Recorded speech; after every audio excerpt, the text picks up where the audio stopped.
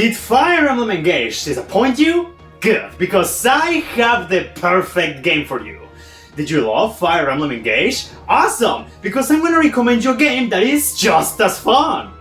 Unicorn Overlord. Ever heard about this game? Well, I didn't until it was shown off in a Nintendo Direct, and as soon as I laid eyes on it, I was very interested in getting it.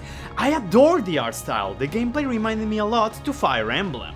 But the one thing that topped it all is that I found out this game was developed by Vanillaware. And you guys know Vanillaware, right? It's one of those game studios that isn't the most well known out there, but has some of the most passionate fans you have seen and have always delivered incredible games. Odin Sphere, Muramasa, 13 Sentinels, Dragon's Crown, and many others. I haven't played all of these titles myself, but I know people who adore the hell out of them. Personally, I can say Dragon's Crown is awesome, so you know, that was a good enough reason to give this game a try. And now that I finish it, I can tell you... Wow! No, seriously, I am not joking. Unicorn Overlord is such an awesome game that it deserves a whole video dedicated to it. So let me give you good enough reasons to give this game a try, and to support Vanillaware since they ran out of money while making this game once again. Take in mind, one of the main reasons I got this game, besides the art style, character designs, and being made by Vanillaware, is because of how much it reminded me to Fire Emblem. So because of that, I'm gonna be comparing it a lot to said franchise from time to time, so I apologize for that beforehand. And really, how can I not compare? The story is literally the plot of a Fire Emblem game, in which the blue-haired protagonist Alain is forced to flee his country after his hot mom dies 5 minutes in. 10 years later, he begins his own army called the Liberation, in which he will recruit soldiers, mercenaries, common folk, nobility, and even fairies to help him reclaim the lands taken away by the evil kingdom of Zenoira. Also, there's an evil wizard too. The plot of the game isn't anything too crazy. If you came here expecting something like 13 Sentinels, then you might be left wanting for something more. But the story isn't bad by any means. It's safe and straightforward, even though it follows the same routine a few times. It kinda reminded me a bit to the Fire Emblem Arcanea games because of how simple and grounded it is. However, the cast of characters from Unicorn Overlord definitely has the edge here. Just like in Fire Emblem, every unit here is a character with its own personality, design, class, stats, and conversations. And what I found so cool about them is that sometimes, even the most seemingly insignificant character can matter a little bit in the story. Depending on the country you find yourself in, some characters will always take the spotlight alongside the main character. But every now and then, you can have other characters take part in the conversation, contribute, and some of them even get their own arcs. It's pretty cool. Sure, not all of them have it very good, but it's nice to see how Unicorn Overlord does a genuine effort to give some characters more relevance beyond the recruitment. And my favorite part is how diverse the roster is. I felt that almost all characters had something unique to their designs that made them memorable. Literally the only thing I found disappointing were the Rapport conversations, which are in the same vein as support conversations from Fire Emblem, but also a step back at the same time. Okay, let me explain. On one hand, they're not voiced, and that sucks. Unicorn Overlord has great voice talent, so it is kinda lame that these moments are completely silent. But okay, I'm not gonna be too demanding there, cause again, Vanillaware ran out of money while making this game. On the other hand, sometimes they feel so incomplete. So you see how in Fire Emblem, if a character can support with another one, they usually get 3 conversations between them? That's very good, it serves for some cool interactions and even mini arcs. In Unicorn Overlord, that is kinda the case, but only in very specific scenarios. Most of the time, one character will only have one conversation with another character, and that's pretty much it. And it sucks because there are so many occasions in which they build up some fun dynamics and even some interesting arcs, but they just completely drop that because it's only one short conversation. Some characters only get to have 5 conversations in total, that is so lame. Again, the cast of Unicorn Overlord is good, and I appreciate the effort in making most of them stand out. But as someone who genuinely adores Fire Emblem support conversations as much as the gameplay, that honestly disappointed me a bit. So alright, enough about that. I think the one thing you really wanna know is, how does Unicorn Overlord play? Honestly, pretty amazing! This is a real-time strategy game in which your characters have different classes with unique properties. You know, mages are strong against armored units, but they struggle against healers due to their natural magic resistances. Thieves are very good at avoiding incoming damage, archers are good against flying units, and so on and so on. However, what makes this game so cool is that battles don't necessarily have to be one-on-one like a certain other franchise. Instead, multiple characters can make one unit, and they all move together at the same time. And this one feature alone opens the floodgates to a plethora of strategies and defines Unicorn Overlord in a way you couldn't have imagined. I think that one of the most important aspects of this game is that each class's strengths and weaknesses are highlighted to an extreme, and I actually quite like that, because again, let me bring up Fire Emblem. The classes there are all good at doing something, but there is always that one class who can do everything or is objectively better than others. The main character will usually end up having a unique broken class. The Wyvern Riders usually end up being the best units in their own games. And clerics are completely unmatched by troubadours who can do what they do but are in a horse. This doesn't apply to all the games of course, but it's an example. In Unicorn Overlord however, you really need to take in mind what a class can do. Pair it with someone who can cover their weaknesses, have skills that synergize with one another, and make a smart formation out of them. Honestly, I cannot even begin to tell you just how many options you have at your disposal. You can have a squad of mages in the back row. Their defenses suck, sure, but you can cover for that weakness by putting a high defense unit in front of them. Now, take a Wyvern Knight. They have a skill that lowers enemy initiative at the beginning of combat. Pair them up with slow classes that hit very hard and watch them demolish the enemy before they have a chance to do anything. Or even better, why worry about healing? Make a unit that has classes that are good at dodging attacks in the front lines, and watch how enemies struggle to even touch you. I love this so much. Personally, I didn't feel there was that one class who could do everything. I cannot even tell you which ones are bad or excellent.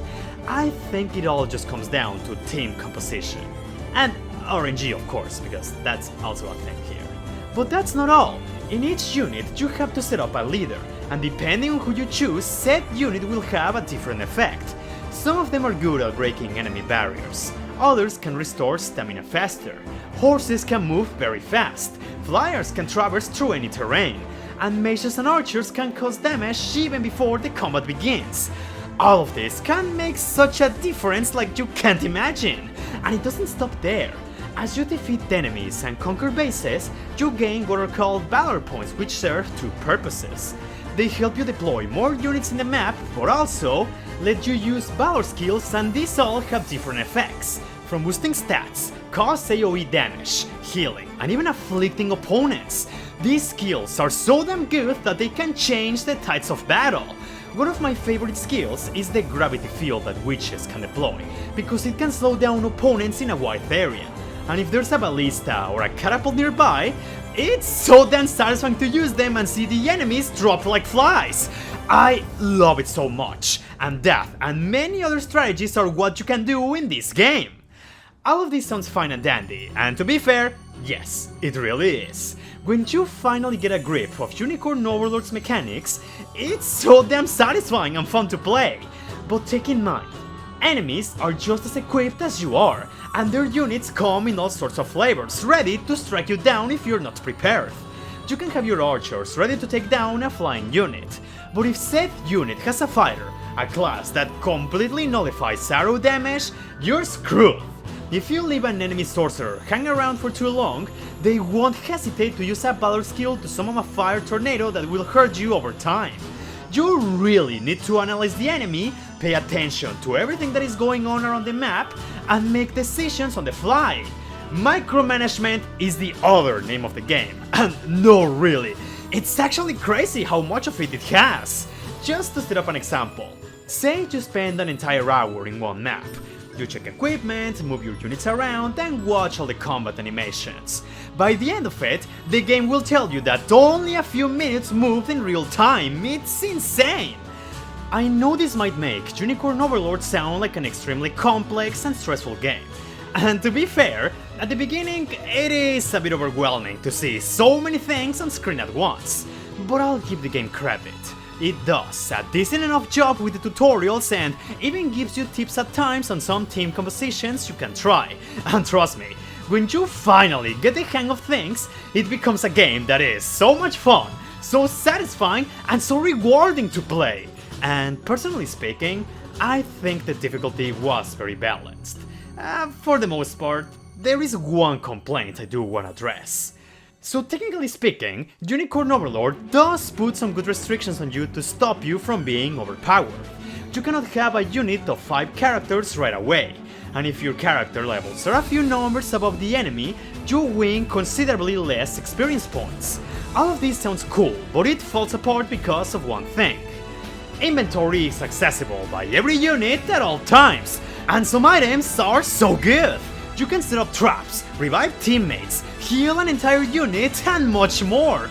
There's nothing stopping you from making a suicide squad and continue to bring them back as long as you have the resources to spare! I played this game on tactical mode, which is like a hard mode of sorts. I felt that enemies were very competent, but this one design choice breaks the entire challenge in half. Because many items have the same function as the Valor skills, which are supposed to be a valuable resource in combat. Once I realized how broken the inventory system was, I purposely had to limit myself for the rest of the game just to experience a real challenge. And here's the catch. Above tactical mode, you have expert mode, which limits item usage to 10 per battle. Okay, that is actually really good, I wish I had known that beforehand. But once you beat the game, you unlock True Xenoiran difficulty, the hardest mode in the whole game. Tankier enemies, less valor points, only 5 items per map, and permadeath is an actual thing here. It sounds really punishing, but let me tell you, this is, at least for me, the most fun mode in the whole game. Honestly, it's one of those things where every single decision matters, and each victory is extremely rewarding. I love it so much. So it sucks that the best difficulty mode is only selectable after you finish the game. I already appreciated Unicorn Overlord for what it was on my first run, but a second playthrough with a higher difficulty made me appreciate it even more. Again, this is more of a me thing, and I don't mean to belittle you if you want to try an easier setting. After all, if you want to give Unicorn Overlord a try, honestly, I encourage you to do so. Don't be scared if you're not very familiar with strategy games. You can try lower difficulty settings that you can swap at any time. The best thing I can tell you if you're not convinced yet, try the demo. You get over 5 hours of content, more than enough to keep you engaged. I'm gonna be honest with you, a part of me kinda wants to stop doing game reviews because they rarely ever perform well. I rather just favor variety topics because those tend to perform way better. However, Unicorn Overlord captivated me so much that I just have to make this video. It's the least I can do for it because it's such a fantastic game that deserves more attention. You see, every single day without fail, I always see people, understandably, complain about AAA slop, buggy games, re-releases, DLC, unnecessary microtransactions, everything that is wrong with the gaming industry nowadays.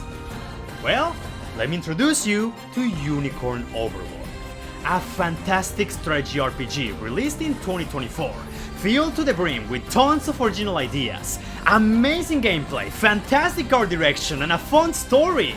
And the best part is, there are no strings attached to this. No massive updates to fix bugs, no microtransactions, no ifs or buts. As soon as you buy this game, you're in for a rich and complete experience. It's one of those titles that show you that there's always gonna be people with real passion for gaming that are willing to do something magical. I'm not gonna beat the bush around any longer. Do you like RPGs? Actually, scratch that. Did you wanna try something very different? Play this game. Play it! And once you do, I hope you come back to this video and tell me how much you enjoyed it. I've said this in a previous video, but I'll say it again. There's always gonna be something amazing to play out there if you actually develop a good taste.